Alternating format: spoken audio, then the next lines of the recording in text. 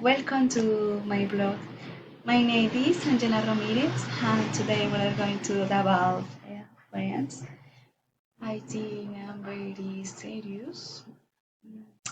I had friends. I usually go out with my friend on the weekend. We like to tell stories of things that happened to us during the week.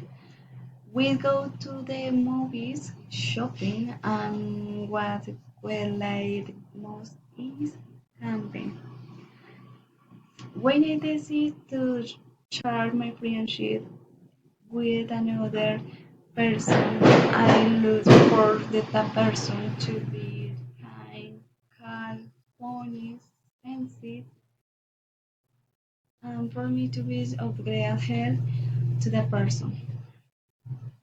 Mm, what I like most about my friends Joanna, Oscar, and Valentina is their sincerity, their unconditional support, and their funny way of telling stories. What I don't like about my friend is when they get upset for 2 or 3 days because of me understand days. What all have in common is that we are parents and we talk about our home and the interests of our children.